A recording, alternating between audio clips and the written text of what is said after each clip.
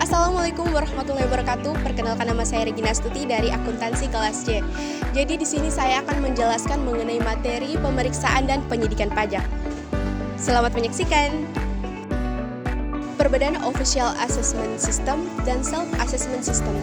Official Assessment System dalam wewenang menentukan besarnya pajak yang terutang ada pada pihak aparat pajak, sehingga wajib pajak bersifat pasif dan yang aktif di sini adalah aparat pajak.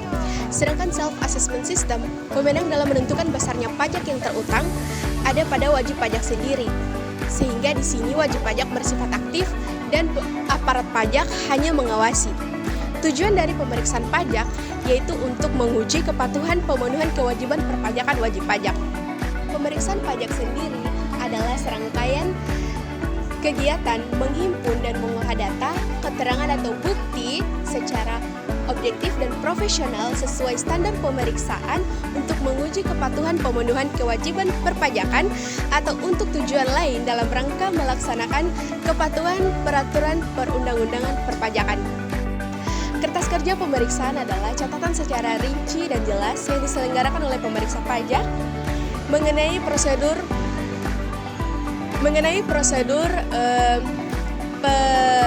pemeriksaan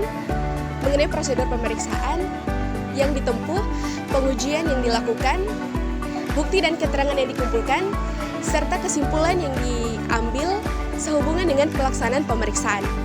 Laporan pemeriksaan pajak adalah laporan hasil pemeriksaan pajak yang disusun oleh pemeriksa pajak secara ringkas dan jelas, memuat ruang lingkup atau pos-pos yang diperiksa sesuai dengan tujuan pemeriksaan, memuat simpulan yang didukung dengan temuan kuat ada atau tidak adanya penyimpangan terhadap peraturan perundang-undangan perpajakan, serta memuat informasi lain mengenai atau berkaitan dengan pemeriksaan. Produk pemeriksaan ada 5. Yang pertama, SKPKB adalah surat ketentuan pajak kurang bayar.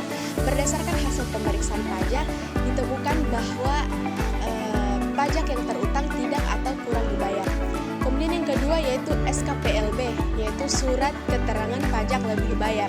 Berdasarkan pemeriksaan pajak ditemukan bahwa jumlah pajak yang dibayarkan lebih besar daripada jumlah pajak yang terutang. Kemudian yang ketiga adalah SKPN. SKPN adalah surat ketentuan pajak nihil. Berdasarkan hasil pemeriksaan ditemukan bahwa jumlah pajak yang dibayarkan sama dengan jumlah pajak yang terutang dan tidak ada pajak yang kredit pajak atau tidak ada pembayaran pajak. Kemudian yang keempat yaitu SKPKBT adalah surat ketentuan pajak bayar tambahan.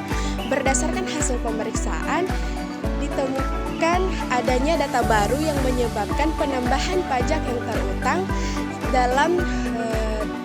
selama masa pemeriksaan pajak.